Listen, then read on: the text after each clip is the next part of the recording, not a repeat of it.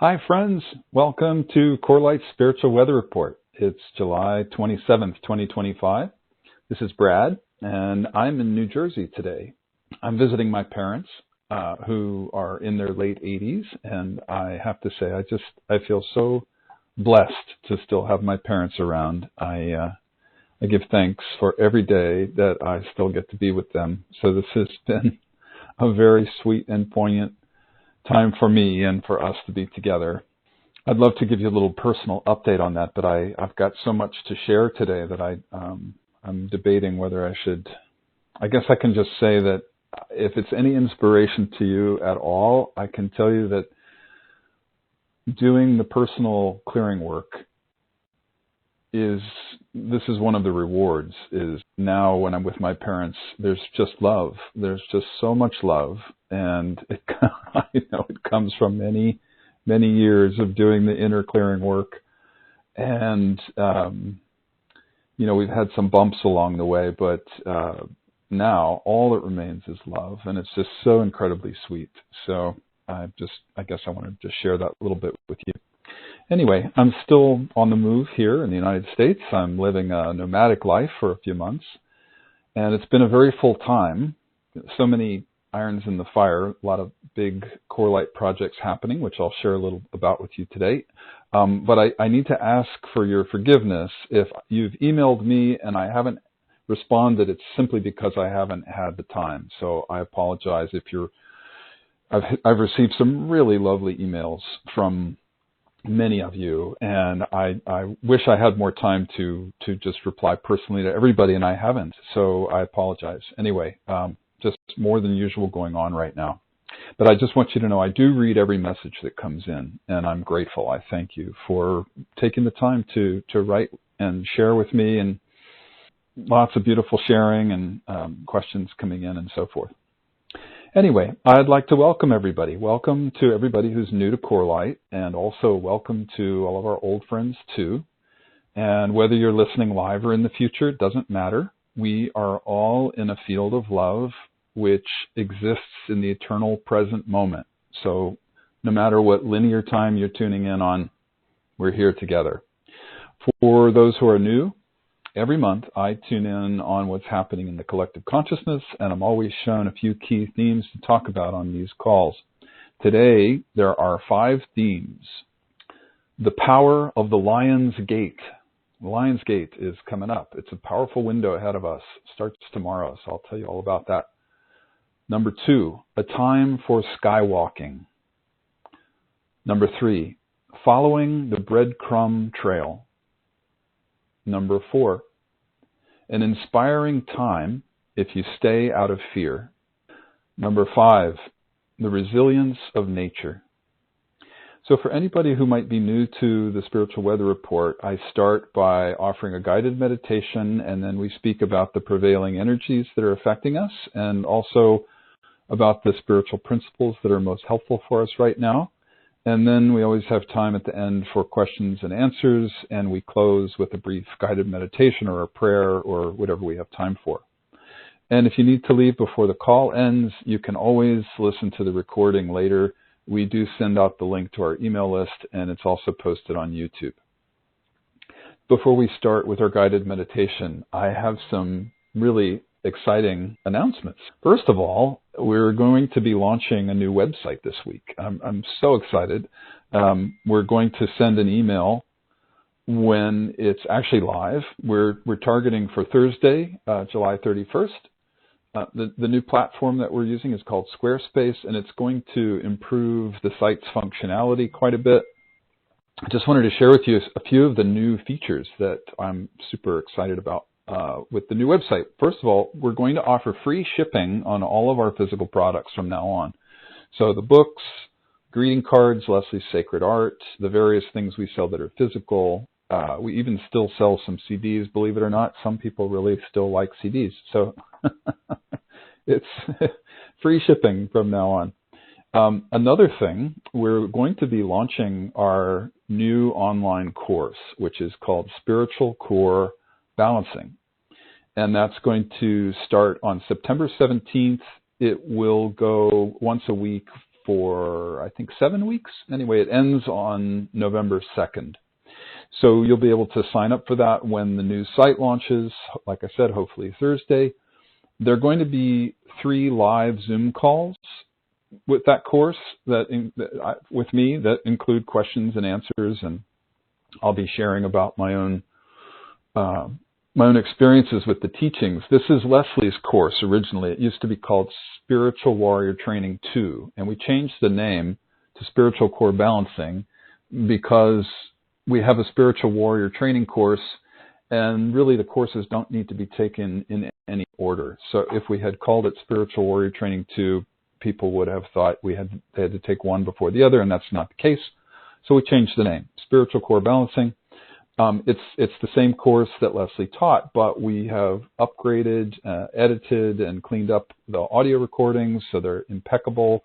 We have added the live Zoom calls, as I said. There's even some very rare video footage of Leslie that we've put together, and home practices and all kinds of other things to update the course.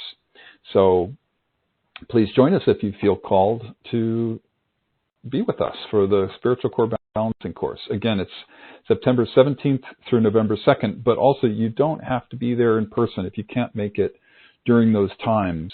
You have it for 6 months. So if you fall behind a little bit or you can't make it for a week or whatever, a few weeks, however long, you can catch up. And so no need to be there in person if you can't be, but it's one of Leslie's most powerful courses. The last thing about the website I wanted to tell you, I'm going to be doing an in-person event in October. Let's get the dates here. October 10th through 12th. It's a Friday, Saturday, Sunday, and I'll be offering a small group retreat in Ashland, Oregon for a maximum of 20 people. The name of the retreat is Mind Yoga, Free Your Mind and Awaken Your Heart. It's going to be the premiere of the project that I've been working on for a while. We've been converting the Marriage of Spirit practices into social media video shorts. And so they're almost complete, and I'm going to be sharing them for the first time at this event.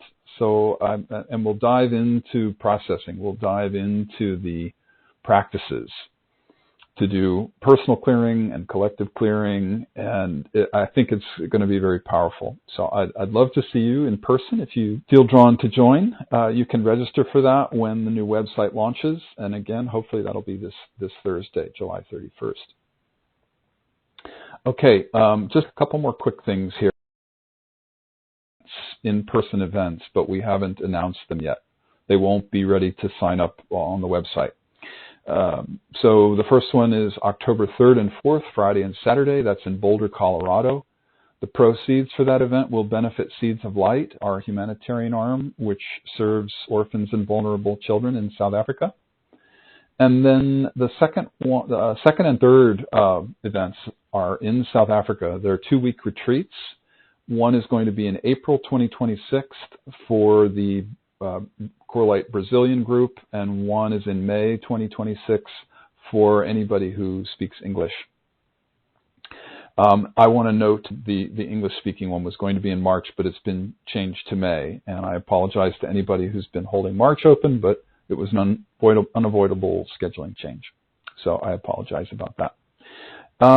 Leslie's birthday is coming up, August 12th, and as always, we celebrate by offering 20% off on the Sacred Art Gallery. Leslie's paintings and collages and greeting cards, everything will be 25% off. We're planning to launch that on August 12th, so you can be on the lookout for that. It's going to include free shipping, as I said, and we've got a new collage that'll be offered featuring Spirit the Black Leopard, for those of you who know about Spirit, who was made famous by my friend and colleague Anna Breitenbach, the animal communicator. So again, the Sacred Art Sale will start on or about August 12th. So we'll announce that by email. Okay, without further ado, let us begin with our guided meditation. So now I invite you to get comfortable, close your eyes, and take a few long, slow, deep breaths. Deeply relaxing with each exhale, just letting go. Breathing in the light and the life force that surrounds you. And exhaling any stress.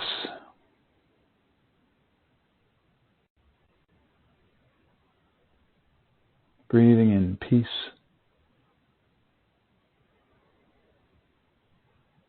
And breathing out any tension you might be holding on to in the body. Breathing in joy. Breathing out shadow.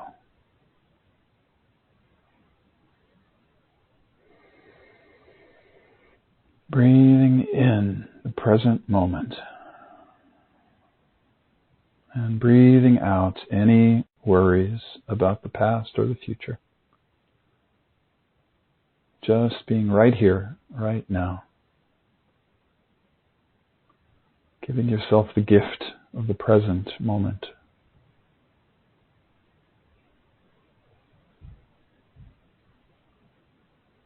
I invite you now to join me in relaxing all the muscles of the body, starting with the scalp all the way down to the fingertips and toes. And you can visualize a warm, viscous liquid pouring over the top of your head, just relaxing all the muscles that it touches. Feeling it, relaxing all the scalp and facial muscles. Especially around the eyes, where we hold a lot of tension, and the jaw. Just feeling your whole face relax. The back of the head, the neck, the shoulders. Just letting go. Feeling this warm liquid like honey pouring down over your arms. All the way down to the fingertips. Just relaxing all the muscles.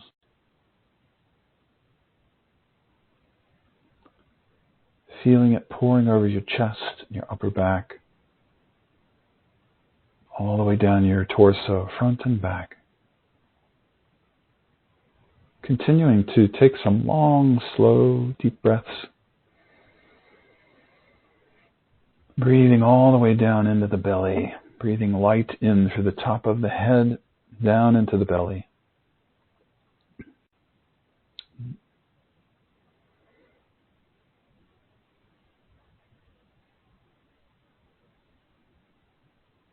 Feeling this warmth pouring down, relaxing all the internal organs, lower back, stomach,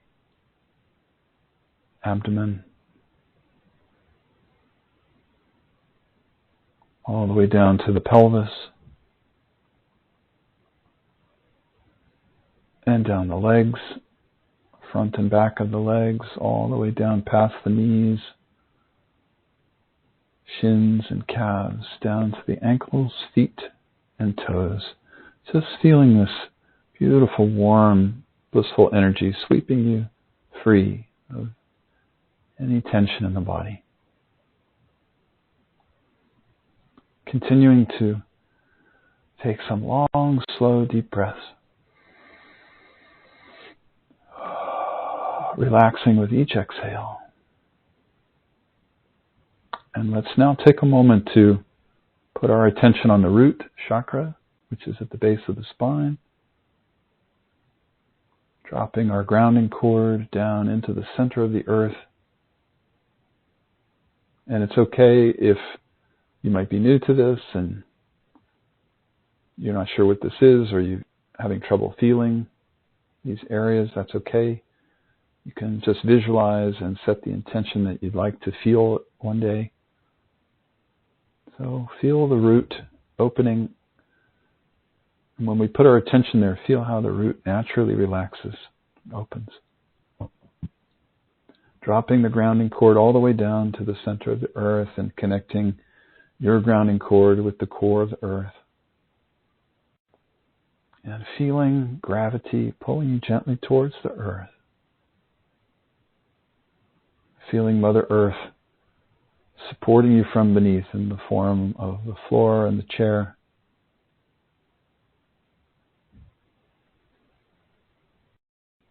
Just feeling so grounded and relaxed, melting into Mother Earth and feeling her supporting you like a little baby cradled in its mother's arms. Just letting go completely. Knowing that you're safe and you're held and you're nurtured. Deeply peaceful, deeply relaxed. And as you continue to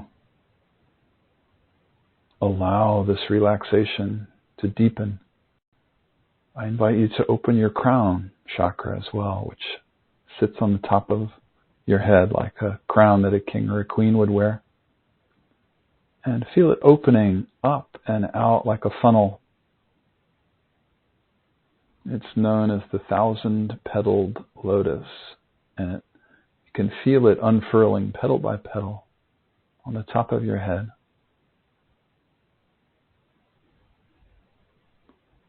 And I invite you to feel beautiful divine energy pouring down from above, filling you up with golden white light.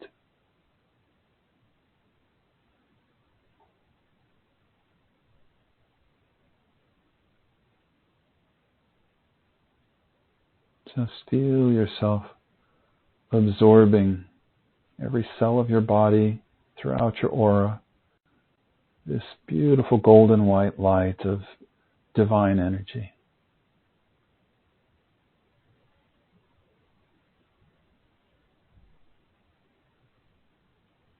It's very peaceful, blissful, uplifting. Feel every cell of your body like a miniature sponge absorbing the golden white light.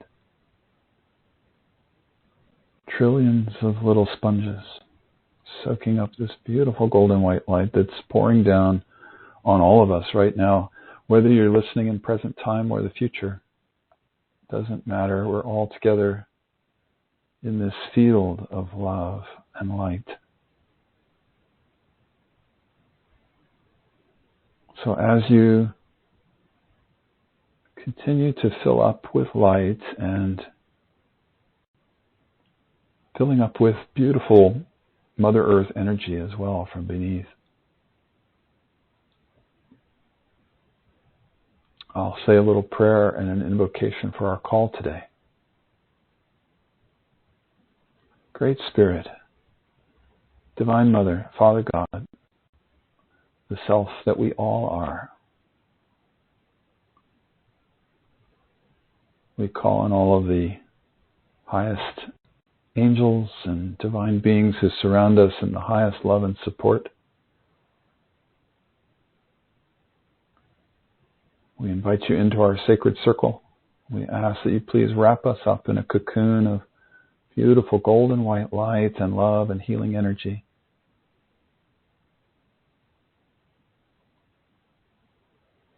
Guide our conversation into the highest love and the highest wisdom. And hold our hands as we walk out into the world, into our soul's highest purpose.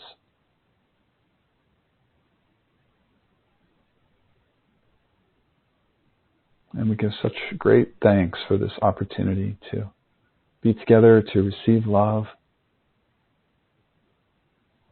And we send a special prayer and a blessing out to the whole of the world, especially to everyone or everything who is suffering.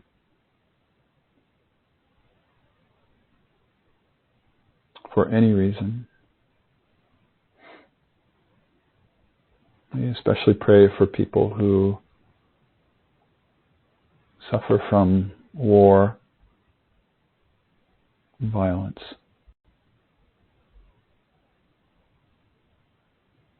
And we know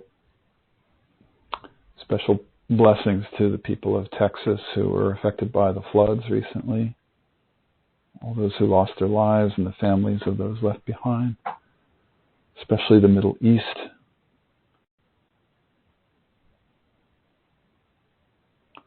And the other wars, which I'm not going to go through all of them and name them, but we all know that there is terrible suffering happening on our planet right now. Please forgive me for the ones I'm not mentioning, but we all know. So we pray for peace. We pray for an end to war and genocide on our planet. And we ask to be made instruments of peace. Where there is war, let us sow peace. And please protect and inspire and give courage to all those who are working for universal peace in our world. And we send a blessing to the whole of the natural world, including humans.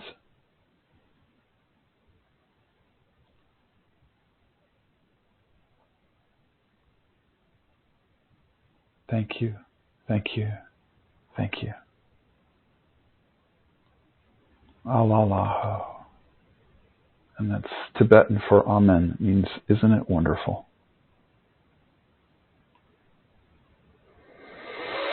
So now I invite you to, when you're ready, slowly bring your awareness back into the room and into your body. Slowly begin to wiggle your fingers and toes.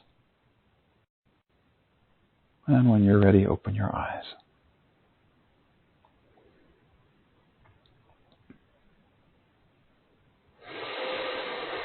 Oh, thank you, everybody.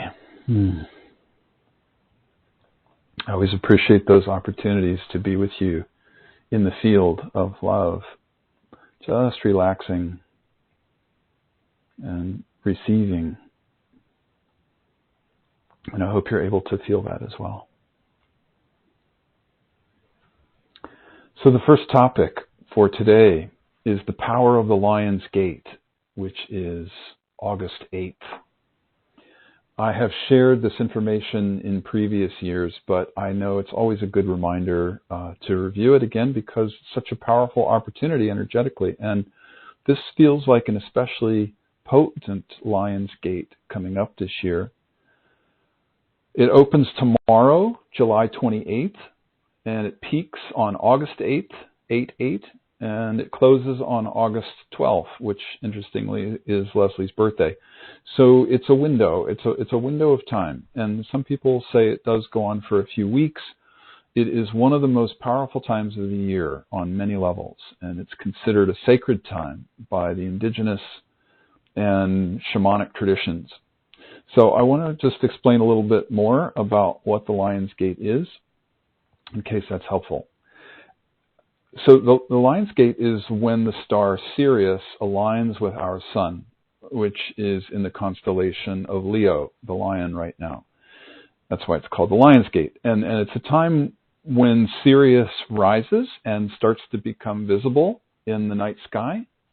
So as the sun is setting, Sirius is rising. And Sirius is the brightest star in our sky, after our sun, of course. And for thousands of years, many civilizations throughout history have tracked Sirius, including the Dogon tribe in North Africa and the ancient Egyptians. And I don't know if you know those stories at all, but they're stories about Europeans who visited the Dogon tribe long ago in way out in Mali in Africa. And the Dogon knew details about Sirius before Western astronomers did. And their information was proven out later by our Western astronomers. So it shows you, just how powerful some of these indigenous people are with their astronomical and astrological capacities. Anyway, if you're wondering why Sirius is so significant, there are a few reasons, scientific reasons. astronomers discovered that Sirius and its solar system are connected to our sun and our solar system by gravitational forces. So there's strong evidence based both in scientific research and indigenous wisdom that we live in a binary system, and that our sun and our solar system are in a 24,000-year elliptical orbit around another sun, which is Sirius. Sirius is sometimes called the spiritual sun, and some people say that Sirius is like a great cosmic heart of our galaxy, and it radiates heart-centered energies. Sirius, let me see, there's a lot to share here, forgive me, I'm just going to try to be concise. So let's say energetically, Sirius brings out the best and the worst in humanity.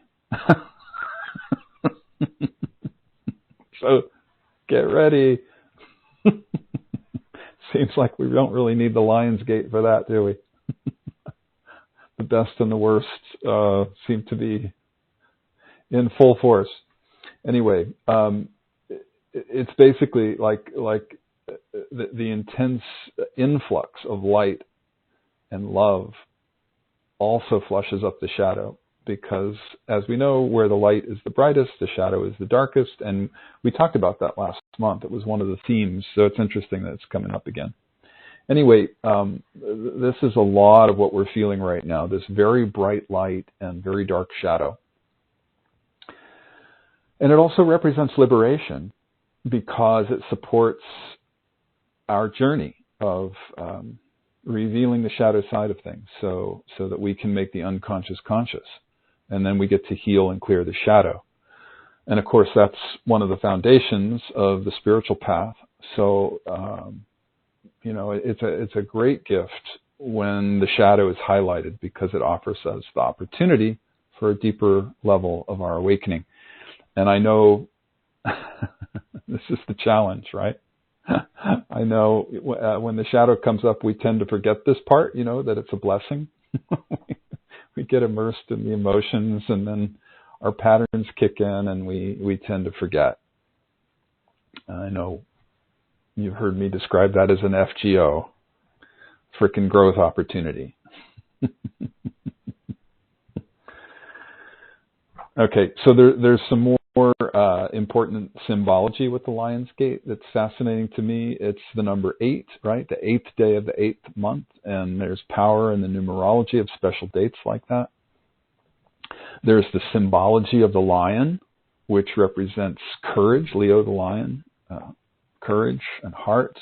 As you know, I've talked about this so often, the Latin root of the word courage is cor, C-O-R, and that means heart.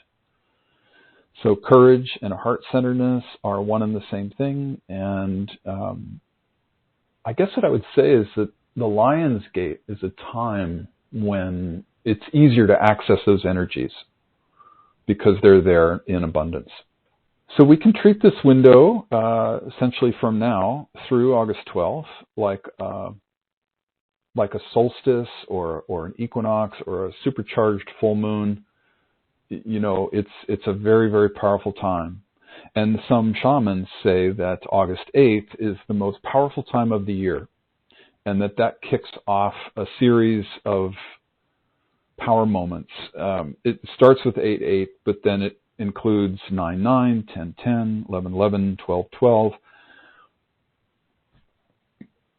And so, we begin with 8-8, but this is sort of like a series of waves of power that flow through the earth, which are ours to take advantage of, to take full advantage of, and to harness that power and use it for our ascension and consciousness. So it's a powerful time, especially a powerful time to make new commitments and set new intentions. So, for example, it's an excellent time to consider recommitting to your spiritual awakening, or to whatever goal might feel most important for you in your life. And it's a great time to clean out and clear out. So that can look different ways for different people. It might be inner, it might be outer. It could mean, doing extra inner processing work, clearing of the mental, emotional patterns. Or it might be about cleaning out your office or your garage or closets, or maybe cleaning up relationships that aren't serving you any longer. So you get the idea. The actual day, August 8th, that is a really auspicious moment to do a ceremony of some kind. Whether you're into ceremony or not, if you're not into ceremony, it can just be very simple, where you just pause in the day and do a little prayer or reflection or meditation or something, and honoring. But for those of you who are into ceremony, I don't know about you, but I always take advantage, even if I have just a few minutes, to do some form of ceremony on 8/8, to make an offering, a giving back of the old and a receiving of the new. Yeah, so I guess it's a really important time to recognize that there's a death and a rebirth happening in our world and in our personal lives. So we can ask, what do we want to complete? What do we want to let go of? What do we want to create? What do we want to give birth to? I also find it's a really good time to do journaling. And if you do any kind of personal clearing work, this is a great time for that. What is it that you really want to do with this beautiful, precious life that you get? Mary Oliver had that poem about this, one beautiful, precious life of ours. We're creator beings. We can create the life that we came here to live. And it's meant to be beautiful and big and wonderful. And so this is a perfect opportunity right now, this window we're in, this next couple of weeks or so. It is a wonderful time to get in touch with whatever it is that really inspires you, really touches your heart, and write about it, and get clearer about it, and set more intentions about it. And the energies are supporting all of that work, getting clearer, setting any kind of powerful attention around that. Okay, what else? Just almost done here. I think I usually mention at this time of year, it's important to be aware that August can tend to be an especially intense month, because this Lion's Gate is sort of like we're preparing the energies for the rest of the year to come. And it can be an intense shadow month, and it can be a month for fueling intense growth and expansion, depending on how you choose to play the whole thing out. But essentially the energies are building for a whole new year ahead. So it's a preparation for what's to come. And it can be a time when we need to use all of our spiritual tools in order to make the most of the power of this time. I'm also remembering during the 25 years that Leslie and I lived in Santa Fe, New Mexico, the first week of August, interestingly, is when some of the Native American tribes do their sun dance. So it's a sacred time for many of the indigenous people. And the way they look at it is they see it as a time to bring life to the people for the coming year. So it's a time of bringing in that energy of the source, and we can all benefit by doing whatever we feel called to do personally during this power window time. So, yeah, a great time to just ramp up in general any of the spiritual practices that feed you the most. For me personally, this year, I have found it a very powerful time right now to practice what we call skywalking. And that's actually the next theme. So I'm going to segue now into the next theme, which is a time for skywalking. So for anybody who's been around CoreLight for any length of time, you probably know what I mean by skywalking. And I know for many people, it's just a way of life. You know, if you're like me, I just do it all the time, every year. It's been decades of living the skywalking path. But the lesson of the skywalking path is really up right now for almost everybody I know. So I feel like underscoring it, highlighting it today is especially important. And for anybody who doesn't know, the path of skywalking is essentially about strengthening our faith and our trust muscles. Leslie was the one who coined the term skywalking. She called it that because it comes from the movie Star Wars. It was the main message of that original Star Wars movie back in the 1970s. The main character's name is Luke Skywalker. And I wonder if you remember that story.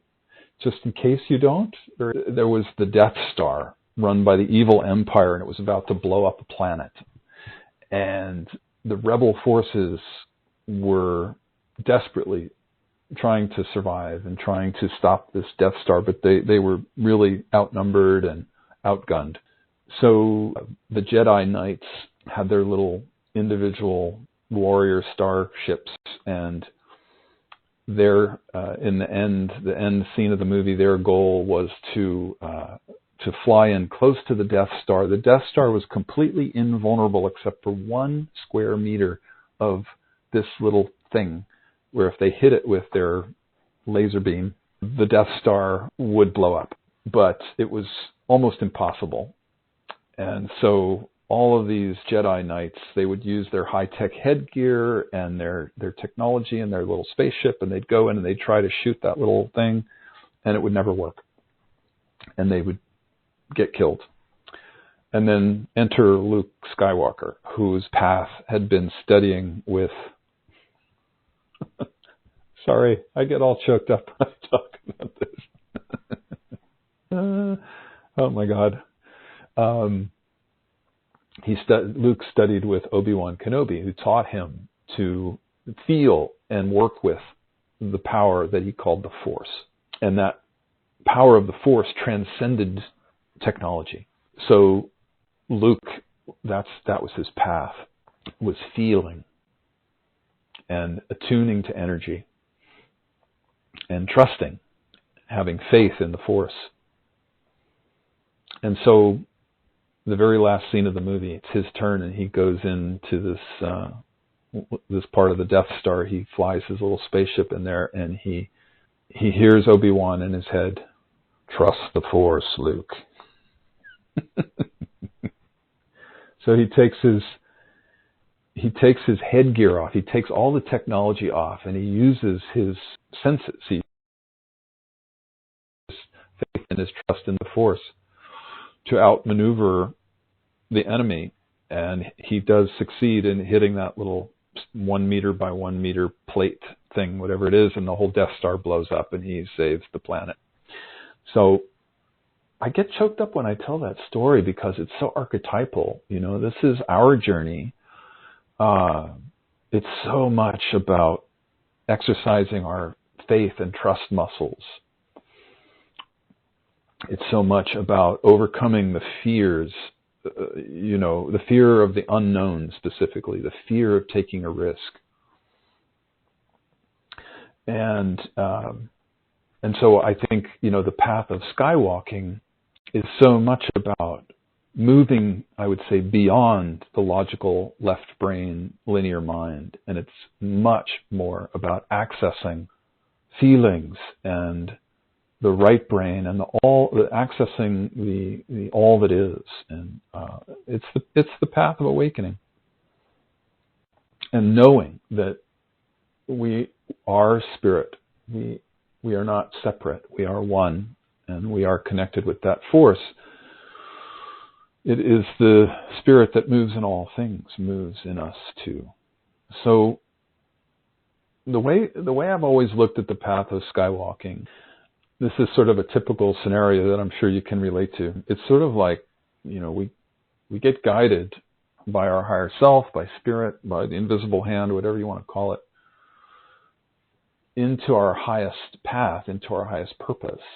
And very often it's about overcoming those fears and the obstacles that stand in our way. And it can feel like being corralled at the edge of a cliff, And we stand at the edge of the cliff and we look down and we see certain death if we jump. And so we usually say, well, show me the net and then I'll jump.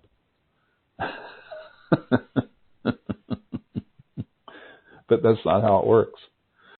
We turn around and walk the other way, and then the corral gets smaller and smaller and smaller until we get to that edge of the cliff and there's nowhere else to go except off the cliff. And we still say, show me the net and then I'll jump. But it doesn't work that way. It's about learning to follow our heart, knowing that when we leap, the net will appear. But first we have to leap and then the net appears. And I just want to be clear, I'm not talking about being impulsive or careless maybe, or irresponsible. It's not about that. This is about a deep inner knowing of what the heart is calling us to do. And it's having faith in that. And so for me, what I can say about it from my own personal experience is that it requires doing two very important practices. And one is witnessing. If you've listened to these calls for any length of time, if you've been around CORELIGHT, you know exactly what that is. If you're new to CORELIGHT, Leslie and I wrote a chapter about witnessing in our book called The Marriage of Spirit. And witnessing is essentially being present and aware. It's your objective observer. It's the part of you that watches you doing you and can step back and take the bird's eye view and becomes aware of our patterns and our fears and all the things that block us. And so that's number one, witnessing. And number two is doing any kind of egoic clearing practice. And again, if you've been around any length of time, I know you know exactly what I'm talking about. Most people nowadays have some form of egoic clearing practice that they do, whether it's just working with a therapist or, not just, it's any form, working with a therapist of some kind, emotional clearing techniques. We offer our own clearing practices in the Marriage of Spirit book. But I'm not going to talk about that today. We talk about it so much. So those two things, witnessing and egoic clearing, are the essential practices to be able to hear that call, to hear the call of the heart. If we want to hear it clearly, it's essential that we practice those things. I want to share a personal example. I know probably most of you know exactly what I'm talking about, but there might be some new people and this might be helpful. And I think it's always, it's just helpful to have a little reminder by personal example. So for me, one of the biggest breakthroughs I ever had on the spiritual journey was around money.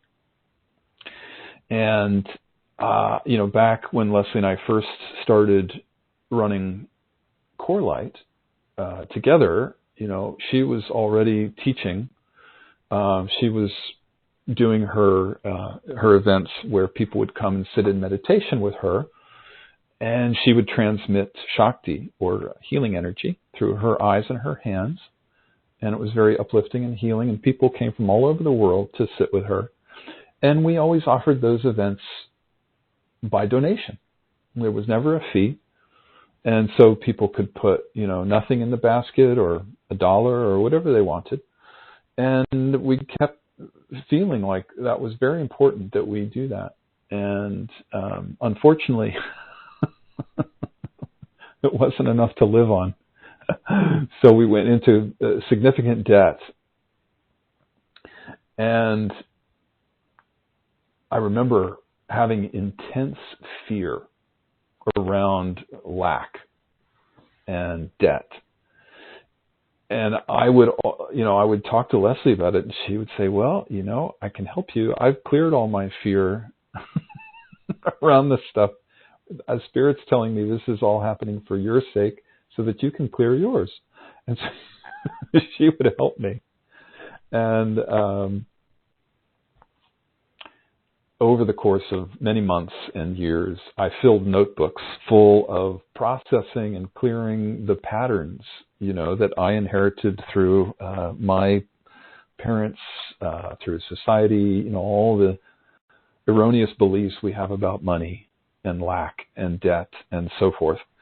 And I did especially our technique in the Marriage of Spirit book called squares. I did a lot of squares. And there was this one time where I was just so fed up with like one more time of doing clearing work. And it had been years of doing clearing work, and I just was finished. And I was at my wit's end, and I just said, this is it. I'm not doing this anymore. And I got out my notebook, and I did a square on, I think it was, the polarity was abundance and lack or debt. And I had a huge breakthrough doing the square. I'm sorry, if you don't know what a square is, that's also in our book, The Marriage of Spirit. We do them sometimes on these monthly calls. So if you want to learn about that, you can through listening to the other two previous podcasts or reading the chapter in the book called Squares.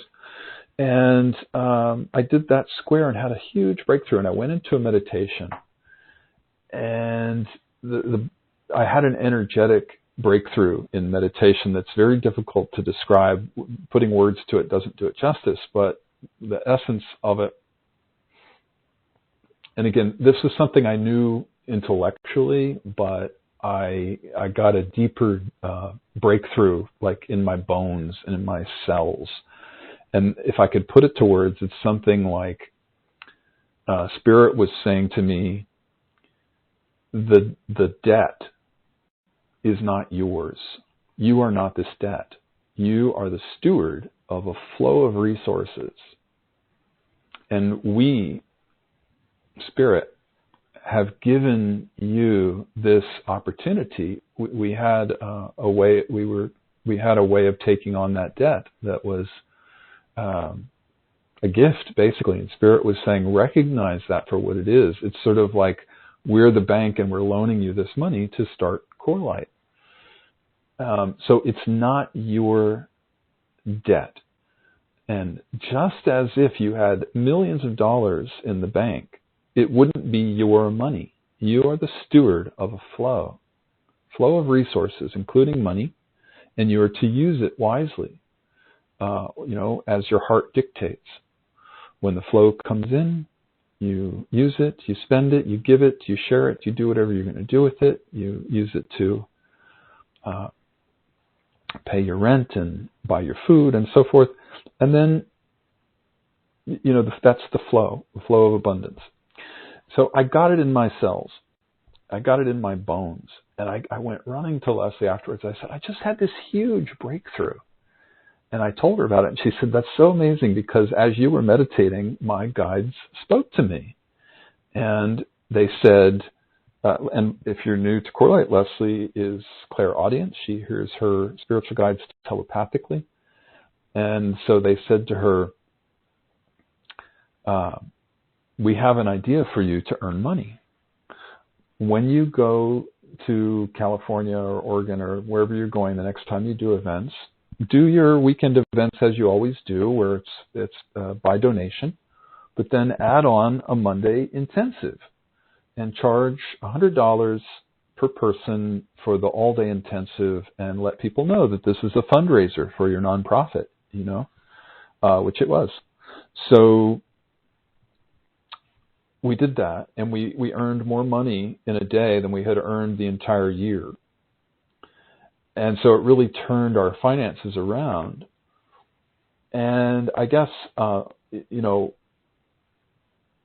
the lesson for me of this story was the path of skywalking. It's that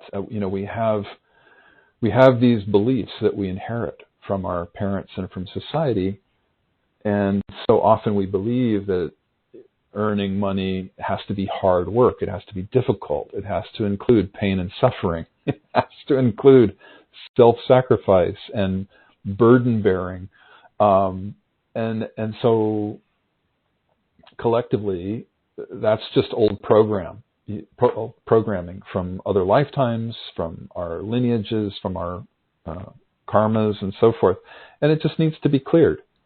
I'm not saying that it doesn't mean that it's not. It's going to include some work. It might look like a lot of work sometimes, but essentially, it's so much about letting go of the old programming, witnessing it and letting it go. And by the way, I call that pattern that I was describing the martyr persona. The martyr is somebody who is a savior and a victim at the same time. And that's an archetype that's so old. It's really up right now for a lot of people. It's one of the biggest, I would say it's the main hidden component for most people as we're clearing victim-tyrant consciousness, which is really, if you could name the one process that all of humanity is working on right now, the main process, it's the clearing victim-tyrant consciousness. And one of the main hidden components of that is the savior or the martyr consciousness. So it's interesting that's coming up today. I hadn't planned to say that actually, but I taught a whole course on that. If this interests you and you want more, it's a very big topic, but I taught a course on it called The New Paradigm of the Heart, which is on our website. And there's a whole session on this program. I want to wrap this up because we have so much more to talk about. But let me close this by saying it's about skywalking. And what I would say for my own personal journey is that my new north is about following my heart. And the practice is to always ask a few key questions. And I invite you to try this if it resonates with you. The three questions I ask: is it fun? Is it easy? And is it joyful? And if it's not fun and easy and joyful, then the answer is no. And so that's my new north. And I'm not talking about being irresponsible. I'm talking about the path of skywalking, where we're learning to follow the guidance. We're learning to follow the highest guidance and live our soul's highest purpose, which is always about following the heart. And if it's fun, easy, and joyful, we can be pretty much guaranteed that that is coming from the heart. And again, like I said, it's a practice.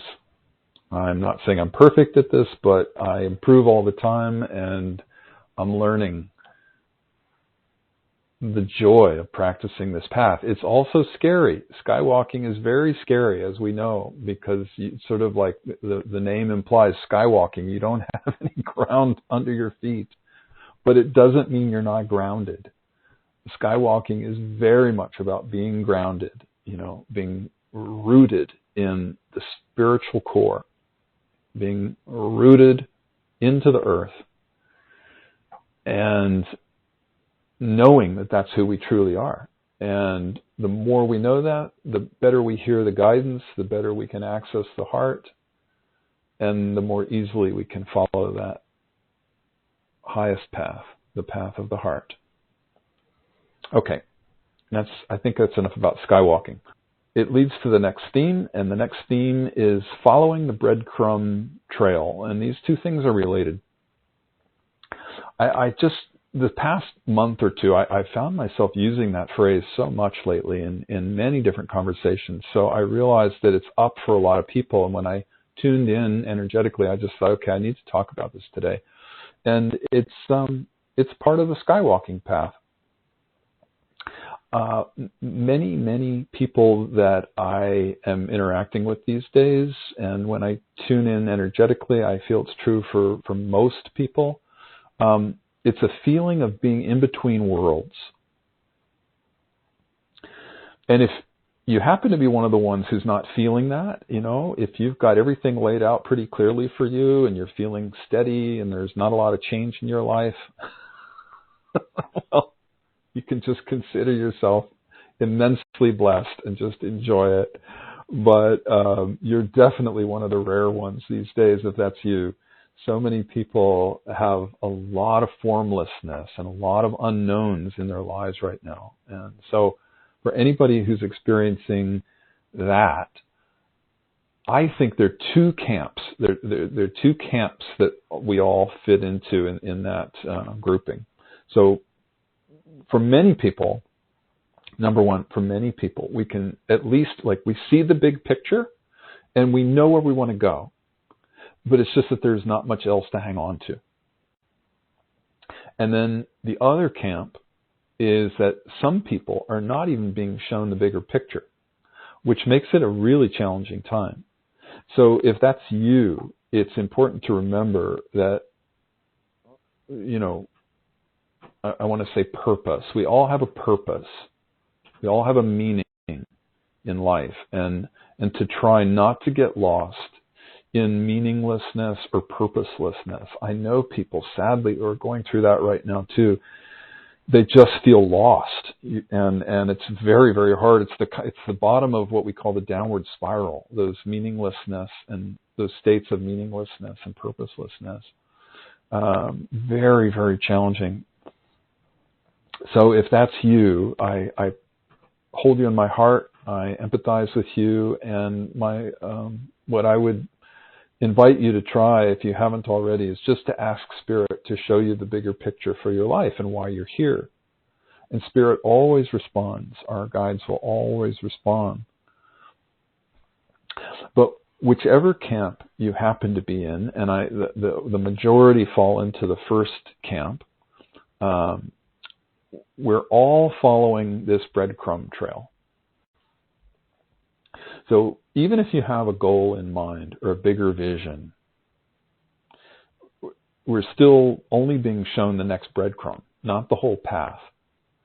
So many people are in this place, maybe not everybody, but I wonder how many of you are. I'd love to hear from you if you want to write to me. I know I'm in it, and almost everybody I talk to is in this place. It's definitely a collective process. So as I said, it's a feeling of being in between worlds. It's like one door is closing, another one's opening, a time of completions, a time of new beginnings. But we're not being shown what the new chapter is going to be just yet. We've only got this one breadcrumb in front of us. And I have a feeling, my sense of it is that some of this might be because world events are going to play a role. World events are going to shape things in a way that we just can't see yet. And so whatever's coming is going to influence our lives in ways that we can't fathom right now. And I guess that's where it's really important to practice witnessing, as we just talked about. Witnessing is that objective observer, to find that part of us that knows that we are not our thoughts, we are not our emotions, we are not the fears, we're not the challenges, we are pure awareness, we are pure consciousness, we are the soul, and all the thoughts and the feelings are all passing through us, not who we are. So as we practice witnessing, we can be okay with just being in this formlessness in the present moment, being okay with just the one breadcrumb right in front of us. And we know that another breadcrumb is going to come along to show us the next step, like finding the next puzzle piece for the puzzle. So if you're like most people I know, we're being given just the one breadcrumb right now, and our practice is being okay with just that. Being present with what is, keeping the bigger picture in mind, holding the intention of where we want to go, where we need to go, but being okay with really not knowing much else. So, for example, collectively, we know that we're here to be midwives for this, what Les used to call the new paradigm of the heart. We know we're on the cusp of this whole new era ahead, and we know we're here to help close out on the old one. It's got many different names: system of separation, the age of patriarchy, whatever you want to call it. But we're here to help usher that one out and usher in the new paradigm of the heart. And so there's this massive amount of formlessness and unknowns right now. And there's so many different ways this can go, so many timelines, if you will. By timeline, I mean it's the principle that there is no set future, that the timelines are always shifting depending on what we're thinking and feeling and what we choose in every moment. And then, we affect our personal timeline with our personal choices, and the collective timeline is affected by many of us making choices. And so, different timelines. We don't really know. There are many possible futures, right? And we're being asked to be okay with that, which is so hard for the human ego. And I think this is the point. The ego is synonymous with control. And so that's why the witnessing practice and the egoic clearing practices are so important right now. It's all about learning to cope with change. But to the ego, change means death.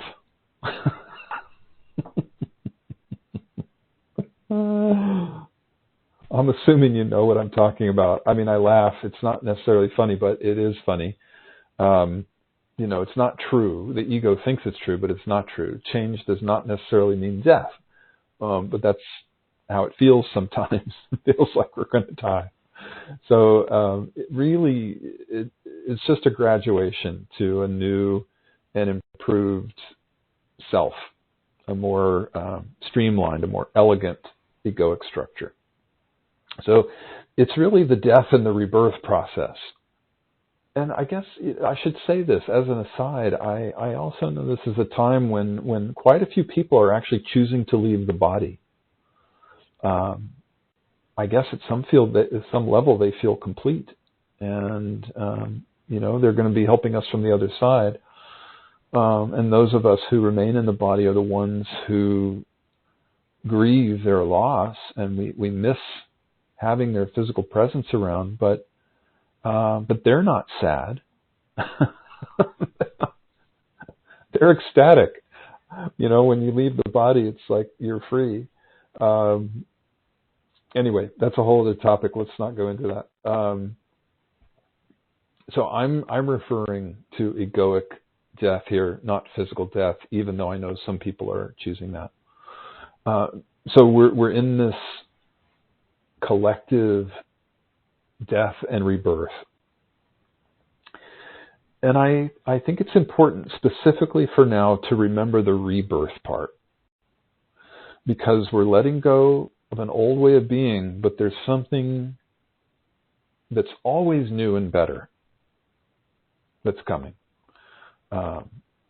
We're just being asked to practice witnessing the fear, witnessing any other emotions that come up around this process, and to trust, to have faith in the quote unquote new and better, the rebirth part. And as souls, we incarnated in this time, knowing what we were getting into. We knew about the challenges of this time. We knew it wasn't going to be easy. But there's a part of us that also knows that it is our destiny to get through this time. We knew that it would be chaotic. We knew that there would be massive change and uncertainty. But we're not victims. We're not victims of these times because we chose this at some level. We are very powerful creators, and we will get through this.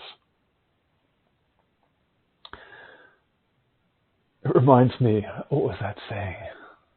We're the ones we've been waiting for.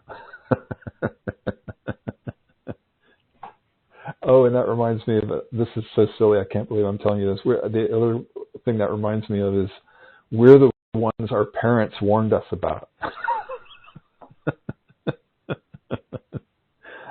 I think that's a country and western song, isn't it?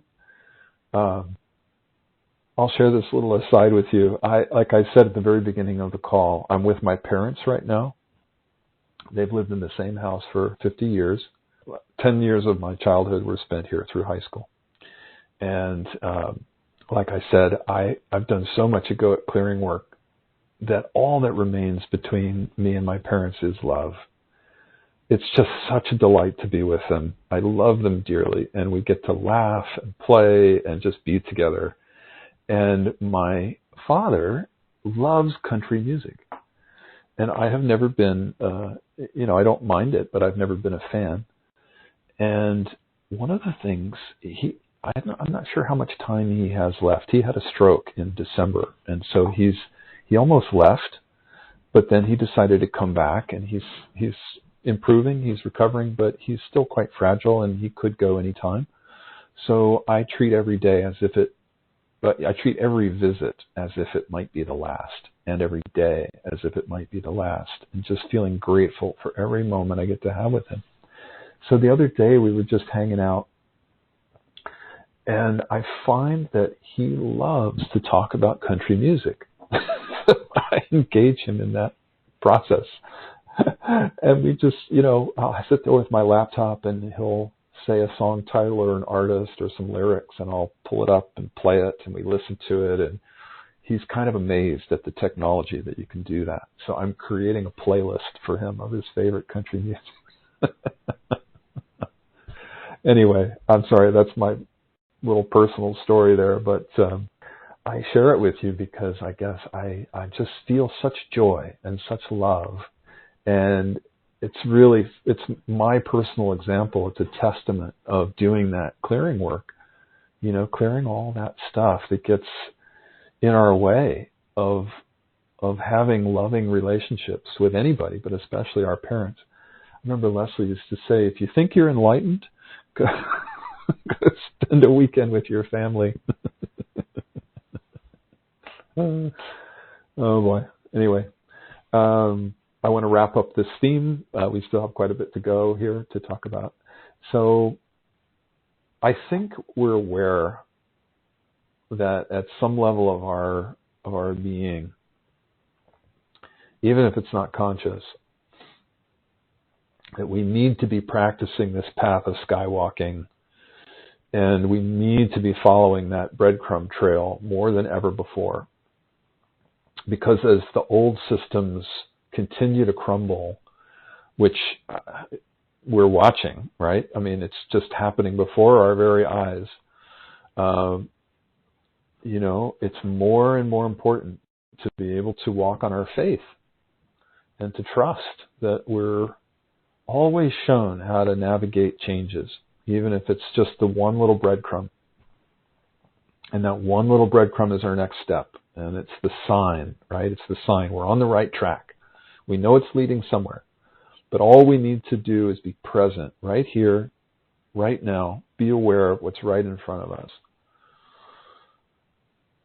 And at the same time, if you're able to hold the bigger picture, right? That what's coming is a whole new paradigm of heart-centered consciousness. And we're the midwives. So we focus on living more and more from the heart in our own individual lives. And that's our role. And one of the keys is witnessing the fear that arises at times like this. And so that leads right into the next theme. An inspiring time if you stay out of fear. So I wonder if you're feeling this. It's really an incredibly inspiring time to be alive right now. I feel that all the time, and sometimes I feel a little sheepish to say it because there's so much suffering happening. There's so many people who are in fear and buying into the separation that,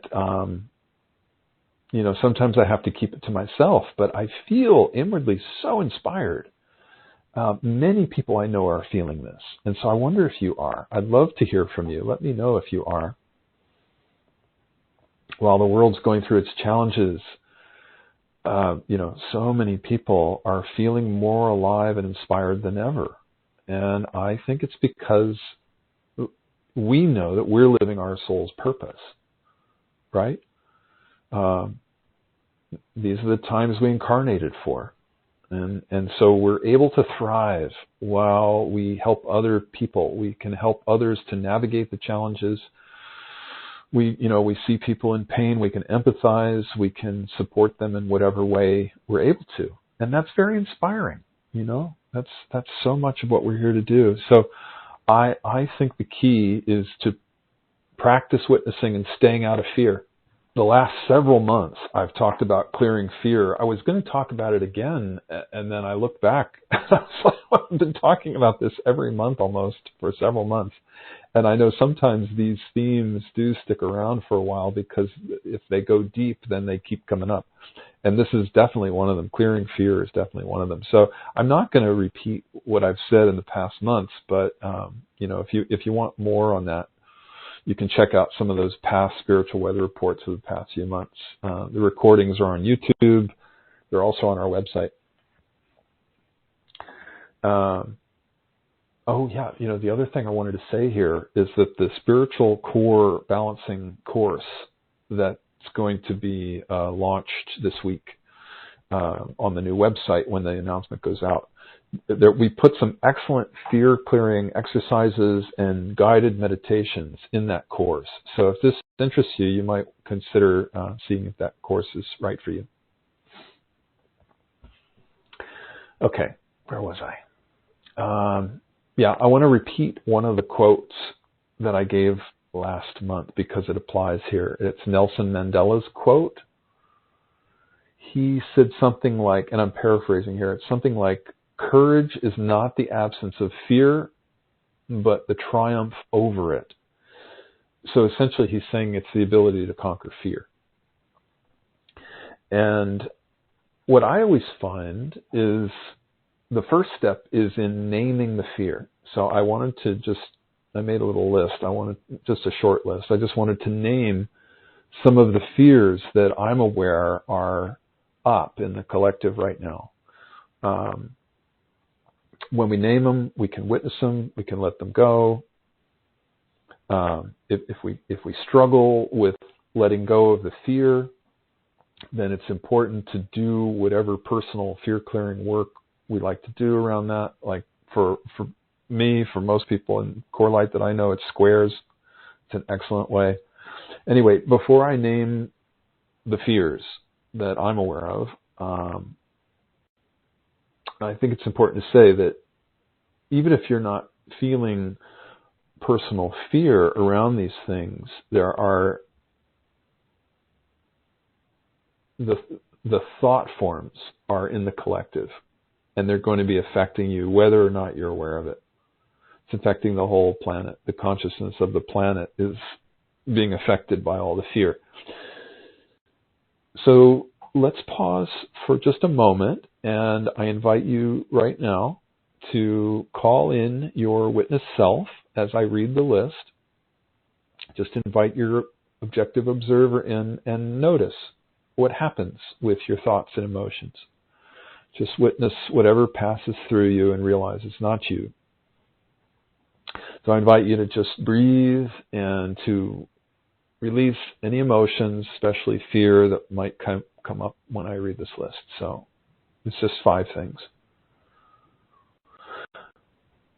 Fear of the rise of totalitarianism. And that's worldwide. That's not just about any one country. It's certainly not about any one political leader or political party. This is worldwide. All parties, all countries almost. Fear of World War III. And we went deep into that last month. Fear of the fall of civilization. And we went into that on the April spiritual weather report. Fear of chaos. I'm adding one in here that's just coming to mind. Fear of death. Fear of extinction. Okay, that's the list. How did you do? I hope you're able to witness that and feel any emotions that might have arisen, and just let them pass through, knowing you're not your emotions, you're not the fear. Fear is just a vibration. It's just a frequency passing through you. That last fear that I mentioned, extinction, my sense is that this one's an important one to talk about. We haven't talked about it before in these calls, but it segues into the next topic. So I'm gonna move on to the next topic, which is the resilience of nature. And I wonder if you're familiar with this idea of what's being called the sixth extinction. I remember the first time I heard about it, which was, I don't know, a few decades ago. And I would imagine it's probably something most people have heard about by now. It used to be called, I don't know if it still is, near-term extinction. So it's definitely up in the collective right now, and I just felt it was important to talk about it today to hopefully clear any fears around it. And in case it's helpful, I just wanted to share some things that I've learned that helped me clear the fear around that. So, where do I start? I guess I remember I read a book, came out probably 10, 15 years ago, called The Sixth Extinction by Elizabeth Colbert. It was a best-selling book. So I wonder if anybody's read it. It was very well written, well researched, not a difficult book. But there's significant scientific evidence that she presents that shows that we're entering a sixth mass extinction. And they do happen on Earth periodically, right? I mean, there have been 5 so far that we know of. And I know that can be scary, but I hope you'll bear with me because I don't know. Now I'm not so sure we are destined to go down that path. In fact, I don't think we are. And I know that's controversial to say, but here I want to share with you why I've come to question the mainstream narrative about this. There are 3 different documentaries that I watched over the years that really helped me to kind of get my mind around this, that I don't think it's what we're being told. The first documentary is called Radioactive Wolves. Some of you may have seen this. 2 of these movies we recommended in a course we taught a long time ago. So if you've been around a while, you might have watched it. It was in 2011, that movie, Radioactive Wolves. It was a PBS documentary. And it's about the Chernobyl incident. If you're young enough, you might not know about that. It was the nuclear facility in Chernobyl in Russia had an accident, and there was nuclear meltdown. And so they evacuated the entire area. There was a fire there specifically, and they evacuated the whole area around Chernobyl. They took all the people away, put them in cities far away.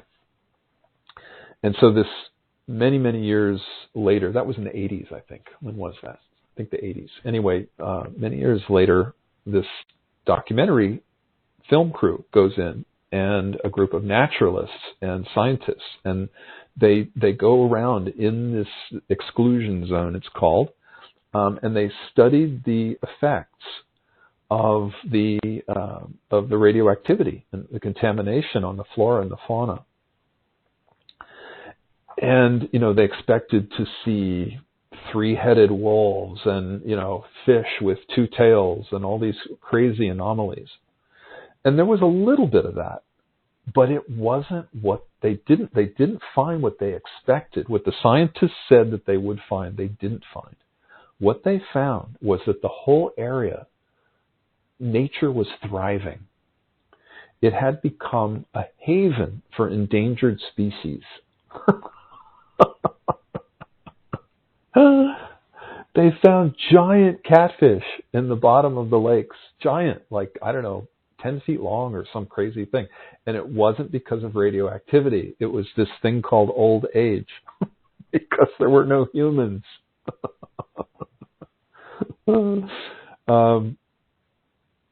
So anyway, there was another documentary is kind of a similar thing. Before I tell you what I concluded from that one, I'll tell you about the next one. It was forgetting the name of it. Oh yeah, Mount St. Helens, Back from the Dead, and it was, again, PBS did a documentary. It was in 2005. If you remember the story, Mount St. Helens erupted in 1980 up in the Pacific Northwest of the United States. And the scientists predicted that the area would be devastated for centuries and that it wasn't going to recover for a very, very, very long time. And instead, what they found when they went back and studied was similar to what I just said with the Chernobyl incident. Things recovered much, much more quickly. Plants, animals, insects reappearing much, much sooner than expected. Basically demonstrating nature's resilience. Plants coming back. It was just like kind of miraculous, actually.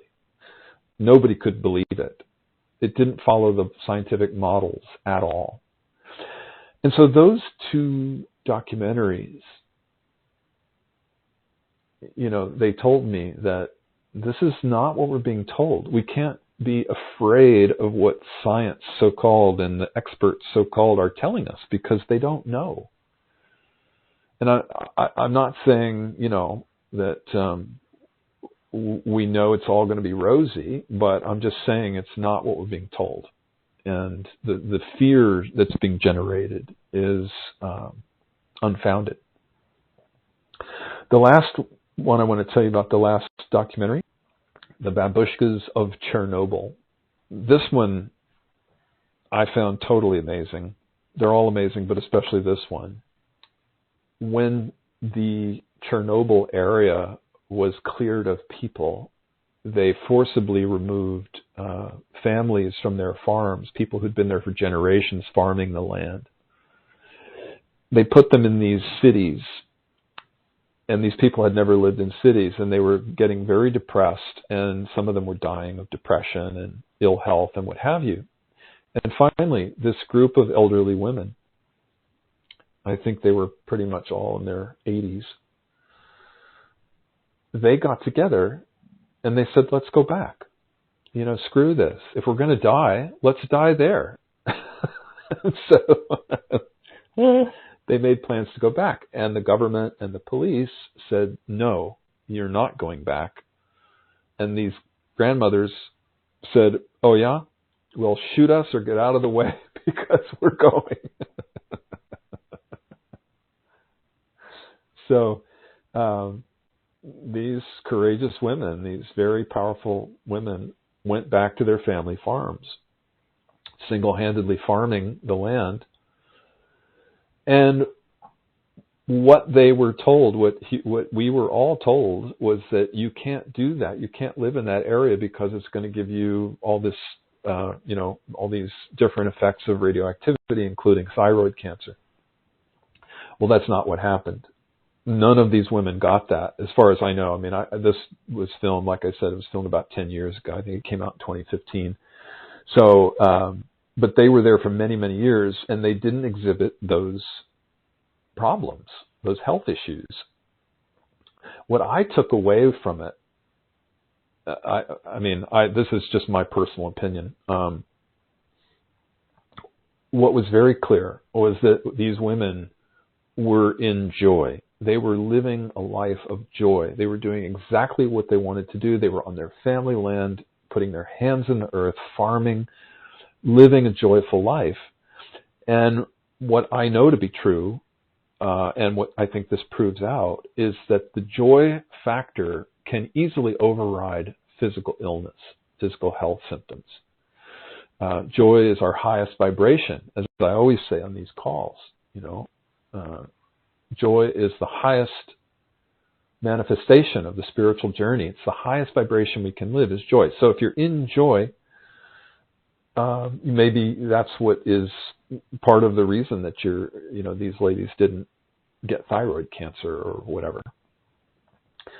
In any case, there's more going on than what science knows. So I share that story with you because all of these stories, because they were so helpful to me, that the resilience of nature and of the human body is extraordinary. And so I hope my sharing this is helpful to you, as helpful to you as it was to me. And just to be clear, I'm not saying that we should, ignore or condone the way that humans are treating the earth right now. The rape of the earth and the destruction of the natural world, it needs to stop. And we need to do whatever we can about it. And we need to learn to live in harmony again with the natural world, and to support it, and to experience our oneness with it, and know that and live that. I'm reminded of something Leslie's guides said to us long ago, decades ago. This is when we started working with the White Lions a long time ago, and with different, we were supporting different causes in our area in South Africa that were working with the natural world. And Leslie, as an animal communicator, as an interspecies communicator, we were always working with animals and the natural world. And Leslie's guides said to us, one day the fences will all come down and humans will return to living in harmony with the natural world, just like we used to long ago, and like some indigenous people still do. But right now, our job is to begin with just planting seeds in consciousness that will eventually sprout and grow, and help humans to develop that reconnection with the natural world. And know that we're not separate from it, that the spirit that moves in all things moves in us just as everything else. The web of life, we're all connected. So because of what Leslie's guide said, and because of what I've learned from these documentaries about the resilience of nature, I don't think we're necessarily destined for an extinction event anymore. And I know science would say otherwise, but what do they know? Not much, apparently. Anyway, again, this whole thing of timelines, right? Different timelines mean different outcomes depending on how things go in the present and the choices we're making right now. And here we are, a lot of people waking up, a lot of us opening the heart, a lot of us learning to love, live in love. So I think one of the most important things we can each do is to clear any fear around any of this stuff that we're being told. And I know the fear is being fomented, especially by the media, and we're being invited to be afraid so much these days, to separate from each other and from nature. And so our job is to practice witnessing, clearing the fear, and that's what's going to help the most. Because as I know you know, we tend to manifest that which we fear. Fear and worry are like, they say, like praying for the things you don't want. So if you wanted to do any home practice, I thought maybe if we could all do a few squares for home practice, which might help here. A square, as you probably all know, squares starts with a polarity, and we've named a few. Well, first of all, death and rebirth we've mentioned.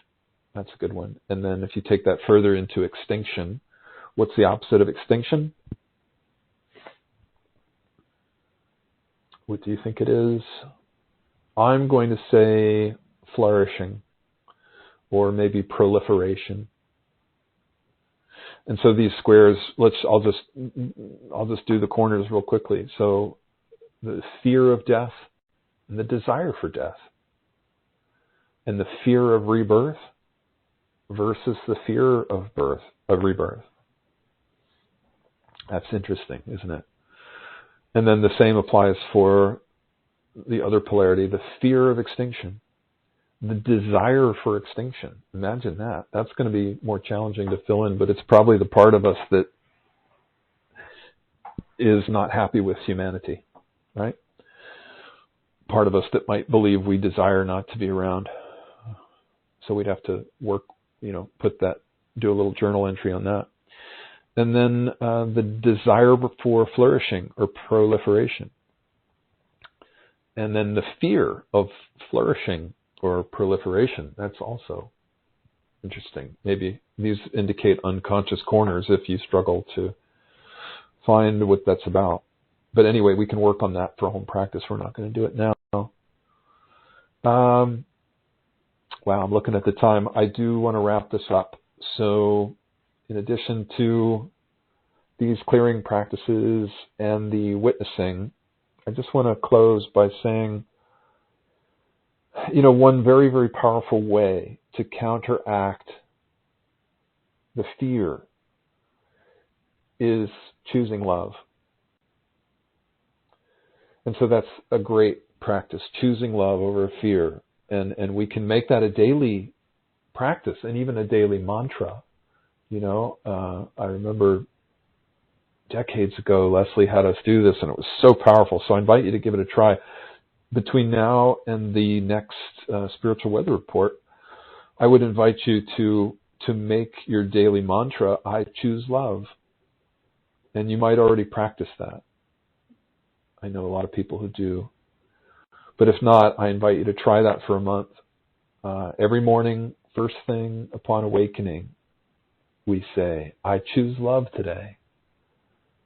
And then you can say a little prayer in that kind of liminal state as you're waking up, and you talk to your spiritual guides and just say, show me, how can I choose love today?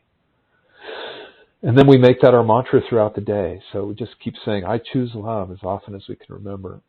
Especially if there's fear that arises, that's when we really most need to remember to say inwardly, I choose love. And even if we continue to feel the fear, we just keep repeating the mantra, I choose love. It's like that Mandela quote, He said, courage is not the absence of fear, it's the ability to triumph over it.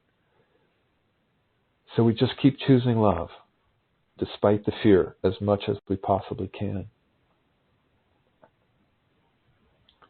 I choose love. All right, I hope that's helpful. And I think let's move on now to questions and sharing. So before we get into the questions, I wanted to talk about a few sharings that happened. I have to apologize for a couple of errors on last month's Spiritual Weather Report. I don't think this has ever happened, but I said something that somebody pointed out to me. I said something like every U.S. president since the JFK assassination advanced the agenda of the military-industrial complex. And it didn't matter if they were, liberal or conservative, blue or red team. They've always advanced the war machine, no exceptions. Somebody pointed out to me that's not right. That they reminded me about President Jimmy Carter, who was president from 1976 to 1980. He was a man of peace, and he did not advance any wars. And it's funny, I remember I was in high school at the time, so I, wasn't very politically aware, but I remember liking him. And then I remember how badly he was attacked. And they all, everybody was saying how weak he was, and he was making the U.S. look weak. And there was this huge attack on him. And so, he was sort of swept aside as a weakling when I don't see him as weak at all. I mean, he stood as a very powerful figure to stand for peace against all the war hawks. So God bless him. And I stand corrected, and I want to thank Susan for reminding me of that. And there's one more. Something else I said that wasn't true. Some people pointed out that I quoted JFK as saying, "There is a plot in this nation to enslave every man, woman, and child. Before I leave this high and noble office, I intend to expose this plot." And that was supposedly 7 days before he was assassinated. So some people pointed out to me that that's not actually true. And I did wonder about it when I saw it. I thought when I read it, I thought, gosh, I wonder why I never heard that before. And now, of course, we know it's because he didn't say that. So I apologize for that. I'm not sure who actually said it or when it was said, but I guess the truth behind it, the reason that I thought I was quoting something accurate, the reason I did it was because it reminded me that before he was killed, JFK was becoming more and more aware of the truth of what President Eisenhower had warned everybody about, which was that the famous speech about beware the military-industrial complex. And so I think both JFK and Eisenhower were becoming very aware that the growing power of the military-industrial complex was a serious threat to the planet, a threat to freedom, a threat to peace, a threat in so many ways all over the world. And so one of the things that JFK did famously say was about splintering the CIA into 1,000 pieces and scattering it to the winds. He knew about the connection between the intelligence agencies and the military-industrial complex. So he was on to something, but he couldn't act on it because he was assassinated. So anyway, I apologize for misquoting, and I thank you to all the people who pointed this out. I stand corrected. So let's move on. We talked so much about all that last month, I'm not going to go on about it again. The first question is from Allison. And I'm going to paraphrase because it was part of a longer email. I was wondering if you could speak about meditation practice.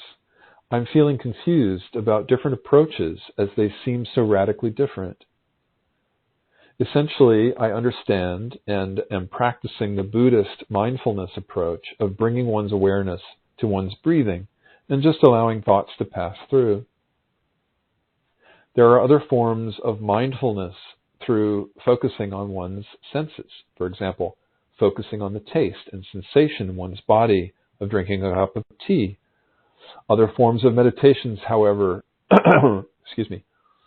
Other forms of meditation, however, include some of Leslie's that I'm familiar with.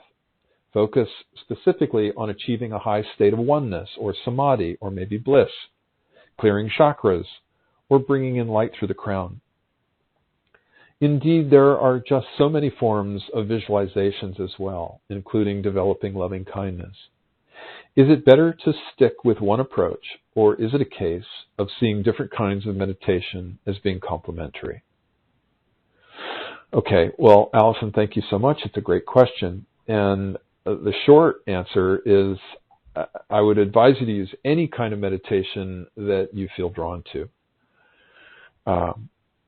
Your intuition will tell you what you need in any given moment. And I never advocate for any rigid rules about spiritual practice of any kind, whether it is the type of meditation you do or the type of ego clearing work you do or any kind of spiritual practice. For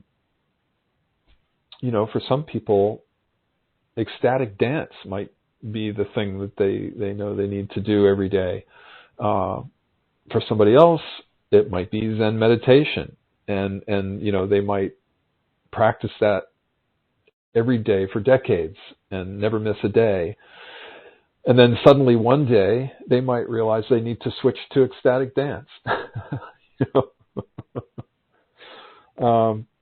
But as for the different types of meditation, I know that some teachers advocate sticking to the something. So whether it's the breath, like you're describing, or sensations in the body, or sounds in the room, music, could be gazing, could be mantras, whatever it is. But that kind of meditation, that's essentially a concentration practice. It's a concentration and relaxation practice.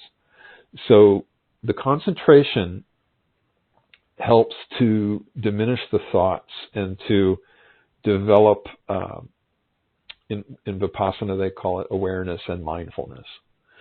So I know that any form of concentration meditation develops the brain in a very beneficial way. And it also will support the egoic clearing practices that I always recommend. So I do feel that can be super helpful and important. I did that kind of concentration and relaxation meditation for many, many years, and I still do love practicing it. But I've also learned that a lot of people just don't have the patience for that kind of meditation. For whatever reason, they just can't do it, and they don't want to do it. They won't even try. So for those people, if you happen to be listening and that's you, I often recommend trying some other forms of meditation, like the ones you're describing, Allison. And for example, guided meditations. Guided meditations are often the best for people who have trouble concentrating. Guided meditations can be the perfect solution for somebody who's got some kind of challenge with meditation. And we offer at CoreLight, we have a lot of excellent guided meditations on our website, so that if that interests you, you can see those. But I can give you my personal experience. This is just my personal example. I learned to meditate almost 35 years ago now, something like that. It was 35 years ago. And it's changed many times over the years. In addition to the concentration and relaxation meditation practice, I spent a lot of time doing guided meditations and visualizations. And I went through a period of focusing mostly on bringing meditation into action. Leslie and I were at the peak of our busyness with our work. And what I got inwardly was that it was time to bring formal meditation into action. And that was my practice for a very long time, was just putting meditation into motion, into action. It was a way of integrating those benefits of meditation in daily life. And I think that's the purpose. Meditation is a practice, and it's meant to be applied to life. So,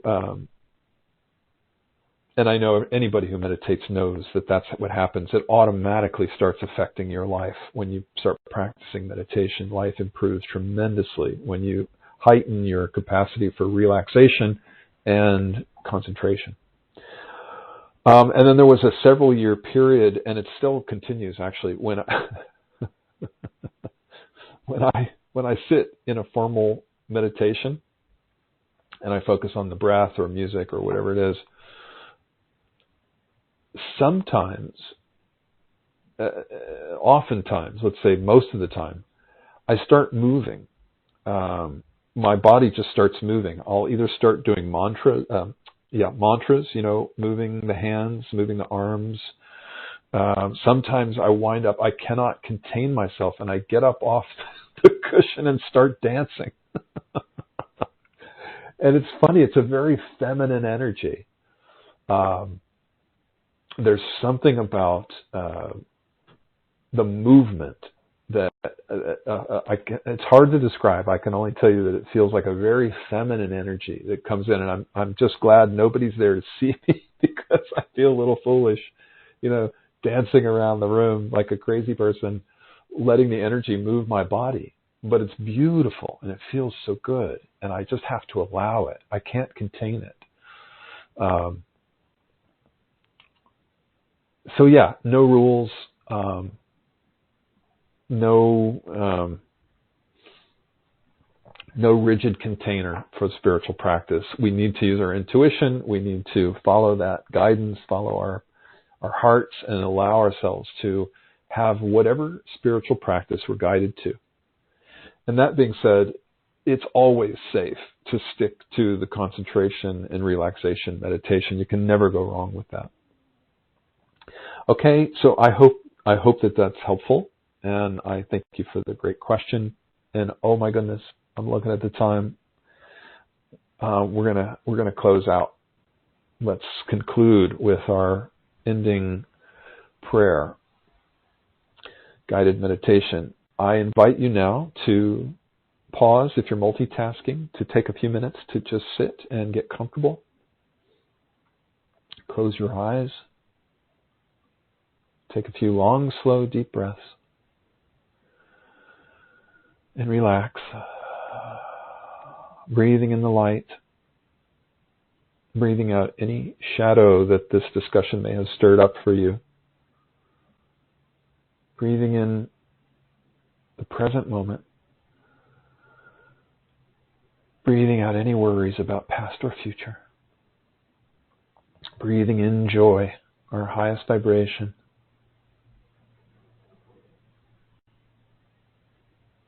And breathing out any worries, any fear.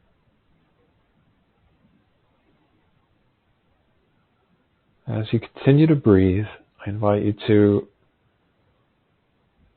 reconnect your grounding cord, dropping it from the root chakra down into the earth, and opening the crown as we did before, feeling the crown opening like a 1,000-petaled lotus, just allowing that divine light and energy to pour in from above and up from below, filling your body with the energies of heaven and earth. Remembering that that's what your body is. Your body is heaven on earth. It's the marriage of spirit and matter.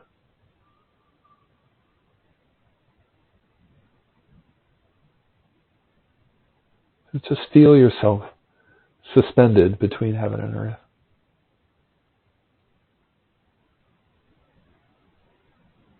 Completely relaxing and letting go.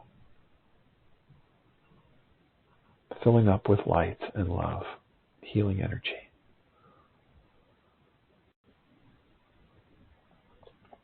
So as you relax into this beautiful, peaceful state, allowing this divine energy to fill you up, I'm going to say a little prayer to close our circle for today. First of all, I'd like to make an offering of the squares we named, even though we didn't fill out each corner. Let's just make an offering of the square anyway. It's extinction versus flourishing or proliferation. And it's death and rebirth. So we're giving back the desires and fears of all of those things. We offer up the imbalances.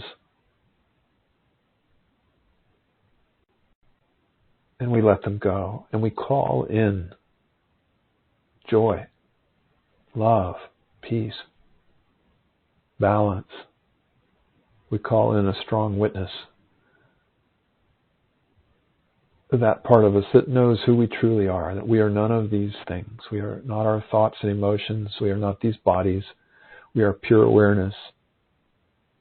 pure consciousness, pure love, pure essence, pure light. We are the soul, the source energy. And we let everything else go. We give thanks knowing that this is so. And so it is. So I just want to say a prayer for peace right now. On our website, we have a prayer circle. We have several prayer circles. One of them is for world peace. So I'll just read it to you here. From the place of connectedness in us all, our hearts unite for peace in the world. May all my thoughts, words, and deeds make me an instrument of peace in the world. May all people and all leaders find solutions to benefit everyone equally. May the spirit of compassion and forgiveness move in and through the hearts of all people. May we all direct our actions from love for humanity and the earth. We call in blessings and protection for all who are working for universal peace. We call on the power of grace, and we give thanks, knowing that this is so. And so it is. Peace. Shalom. Salam. Thank you. Thank you. Thank you. Allah.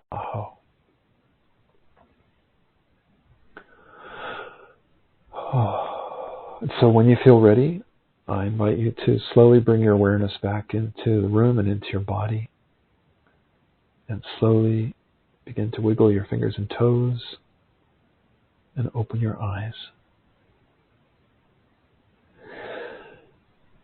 So thank you, everybody. I want to thank you for participating today in a real-time, quote-unquote, and to everybody in the future who's listening, I thank you, too, for participating in real time. It's all real. We're all together at once. I send you my love and my best wishes. I'm so grateful for you. I'm so grateful for this time that we share. And please continue to write to me, share with me, ask questions. It really helps me as we as I offer these monthly calls. I'm here to support. So let me know how I can support you. All right. Meanwhile, sending you all my love and best wishes. Have a wonderful month, and I'll look forward to seeing you on the next call. Love you. Bye for now.